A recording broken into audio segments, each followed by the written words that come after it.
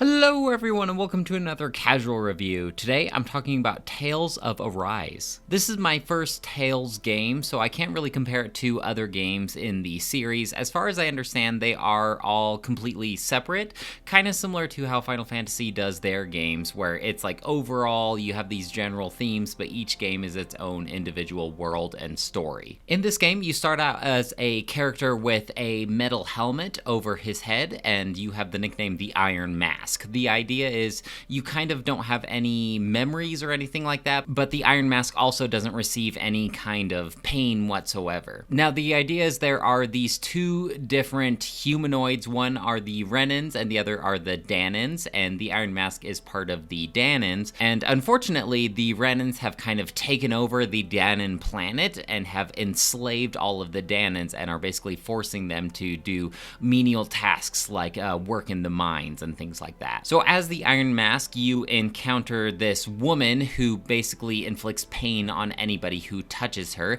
and it just so happens, like I mentioned earlier, that your character, the Iron Mask, does not feel any pain, and so they kind of work like that, where he can touch her without feeling any kind of pain, and she can also create this giant flaming sword that would obviously hurt anybody who touches it, besides the Iron Mask, who can touch that flaming sword. And so he basically is using this flaming sword. He's teaming up with this woman named Xion in order to basically liberate all of the Dahnans from the Renans who have enslaved them. There's like these 5 different regions in Dahna, and each of these regions is controlled by a Renan overlord, and so you're basically navigating to these different regions and liberating these 5 different regions from their Renan overlord, because right now there's like this big competition and the Renan overlords are trying to like harvest the most astral energy. It's this whole thing, and as I'm trying to explain it, I'm realizing how convoluted it can sound without going off of like a certain script or anything like that. I'm trying to just kind of like freestyle this, and so just know that there's this whole system of the Dahnans trying to liberate themselves from the Renans. However, this is just like part 1 of the game, and so there are actually 2 parts in Tales of Arise, and the first part is doing this whole Renan overlord thing, and the second part is actually trying to eliminate a deeper threat. Without giving away any spoilers, obviously the story is a lot more convoluted than how I've already set it out to be. As you can imagine, this is a very talky type of game. Your characters are going to be interacting with a lot with each other. Yes, you do start with the Iron Mask and Xion, but you are going to pick up several other characters as well. I feel like this game did an actually good job diving into each character's strengths and weaknesses and past and motivations, and you are able to play as all of these characters who join your party. So it's not like you're just stuck playing as the fire sword wielding Iron Mask. Actually, what I ended up doing is I shifted to a mage-like character named Rinwell, who is accompanied by a little owl named Hootle, and I really like how Rinwell's gameplay works. Basically, she can like store up to 3 different spells and then activate those spells in order to utilize like this giant powerful combo. When I was learning about her overall gameplay and concept, I was pretty excited. However, the combos themselves are actually rather limited. I thought it'd be more like I could combine any number of these spells to create like a super strong, unique, different spell, but really it's like you can store up different spells, but in most cases she's just going to cast these different spells independently of each other, whereas if you store up all 3 of the same spell, then it will be like a super strong version of that spell. Regardless of this disappointment, I still tended to play as Rinwell over the character known as Iron Mask, but there are like 4 other options that you can play as depending on like what kind of gameplay you want to do. I will say that I believe that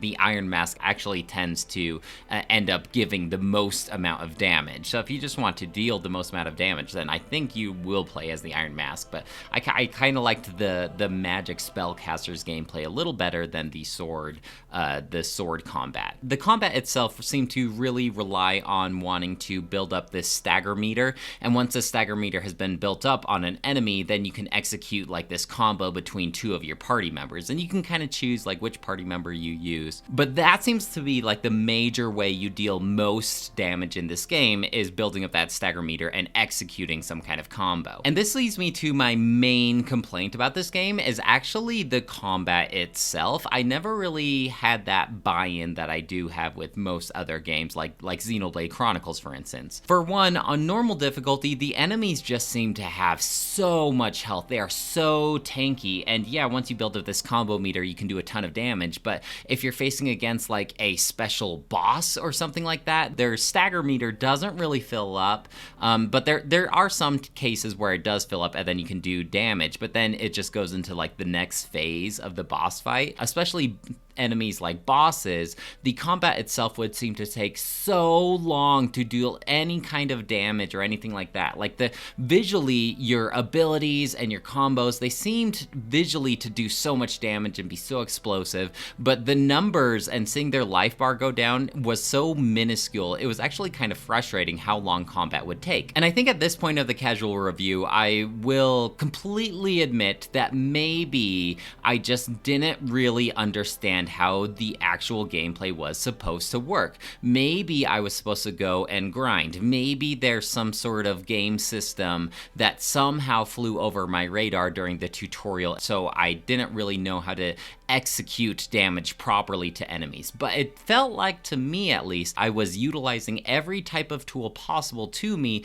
and I was still barely doing like any damage to the enemy. That being said, enemies could potentially deal a ton of damage to me, and so it became really important to avoid enemy attacks. The combat itself seemed to really utilize using your dodge in order to execute counterattacks to the enemy, and these counterattacks definitely seem to build up the stagger meter on the enemy a lot more as well. But even then, the combat itself, around the 10 to 15 hour mark of my gameplay, it just seemed to go for too long, and I almost reached the point where I was ready to drop the game entirely. But the characters and the story made me want to see this game through, and so that's when I went to the difficulty section and I dropped the difficulty from normal to easy. And then it became a little more tolerable, but it became too easy for me. It felt like the enemies weren't doing that much damage to me. I never really needed to utilize much strategy or anything like that. It just seemed to make it so the enemies would go down a little bit faster. Then I reached around the 20-hour mark, and I still felt like the enemies took too long to take down, and so I was able to drop the difficulty down to very easy, and I pretty much played through the rest of the game through very easy difficulty. The problem here is that combat-wise, the enemies went down at an appropriate speed that I wanted, but in terms of difficulty, where me actually having to use my brain power in order to navigate combat, it then became a little brain dead. And so difficulty-wise, I could never find the right balance of engagement, but also satisfying my impatience in the combat. Basically, the main gameplay of this game and I never entirely clicked together. Basically, the only reason I played this game all the way to the end credits is because I was invested in the characters themselves and the story. I think one thing that could have made the combat a little more bearable is if I really spent the time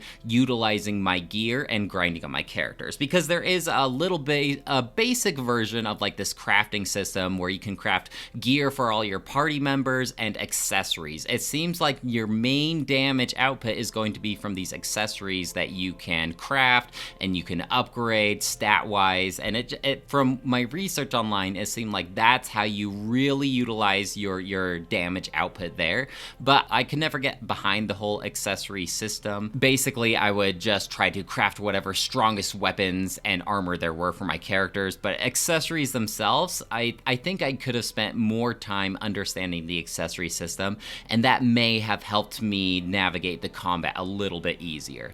There's also a slightly complicated skill tree with each character, where basically if you execute certain actions, then you unlock new potential skill trees for each character, which then makes your abilities easier to use and cast and unlock new abilities. The abilities themselves for each character are pretty cool too.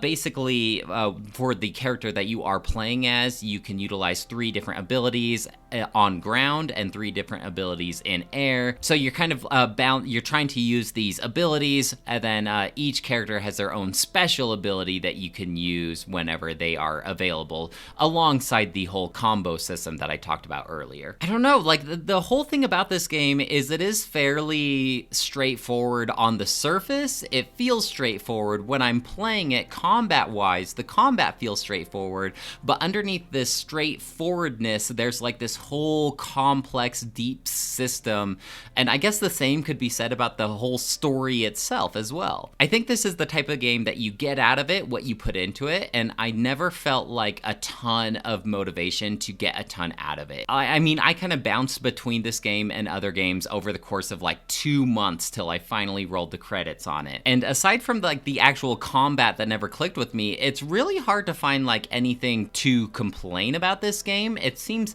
fairly straightforward for an RPG. I mean, I liked the characters, I liked the different environments that I went through. There are certain sections that have like these hidden owls that you can find that will unlock different like visual accessories for your characters, which was fun.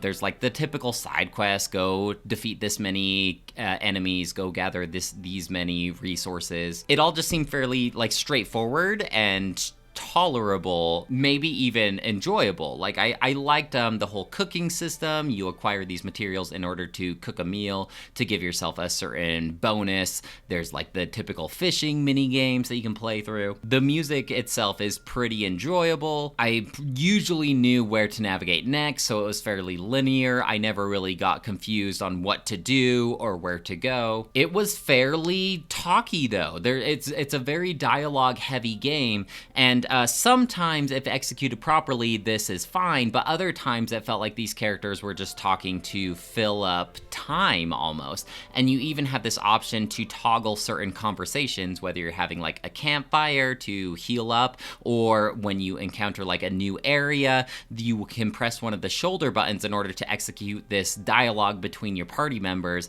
And the dialogues themselves are usually portrayed almost comic book style, where it shows like a screen of the character talking. And by the end of the game, I just got kind of bored of the typical bonding conversations. I wanted to move on with actual major story beats rather than just filling time. It felt kind of time wasty in my opinion. And if you are to play this game on normal difficulty and listen to like all the dialogue and stuff, this game could potentially take you, I don't know, maybe like 50 or 60 hours to play through. I didn't want to use that much of my time on a game like this that I didn't have that complete buy-in, and so by dropping the game down to very easy and skipping most of these time-filling dialogues, I was able to play this game a lot quicker than the recommended time to play through the game. And so in my head, I can already like picture all of these counter comments and arguments on this video, like, well, you didn't play the game the way it was supposed to be played, and you just didn't understand, and you didn't do your homework, and you didn't invest in all the characters. But I feel like at least the way that I played through it was better than just dropping the game entirely. At least now I saw the game through the end, I understand the characters, I understand the story, and I can actually talk about the gameplay experience, at least my gameplay experience, from beginning to end. And the whole way through, while I'm playing through this game, I'm thinking to myself, you know, there is a certain core group of people who are probably going to be all about this game. And if you really enjoyed this game, like, don't let me talk you down from it. I'm glad that you enjoy it. It just didn't exactly click with me the same way other action RPG games do. It just felt like, to me, the game just kept going on, and there were certain story beats, like when I was close to the end of part 1, in my head I was thinking, okay, I can finish the game to the end. And then part 2 started, and then part 2 kept on having these points where it felt like the climax of the story, but it kept going. And so it was a little more of a chore than I would have liked in order to actually complete this game, but there was enough there in order for me to want to complete the game. So overall, I think I'm going to give this game a 2 out of 5, and I can already tell there are some really big fans about this game, and so I apologize for giving it a lower score than you think it needs to be. I would definitely be curious in seeing the actual percentage of the amount of people who have started started this game to the amount of people who have actually finished this game, though, because I can't be the only one who feels this way. I feel like there is probably a decent amount of people out there who started this game, kind of enjoyed it, but then dropped it off at one point or another. But, like, don't get me wrong, I'm sure there is a large sum of people out there who did play this game from beginning to finish and just absolutely loved it as well. To sum everything up, though, I think it's pretty obvious that I'm fairly conflicted about this game. There's definitely lots of elements that I did enjoy about it, but I never really clicked with the combat, and so it definitely made this game seem to drag on a lot more than I would have liked. Well, guys, that's it for me. Let me know if you have any questions or comments about Tales of Arise, and I'd love to hear what you have to say. Otherwise, I'll talk to you later. Bye!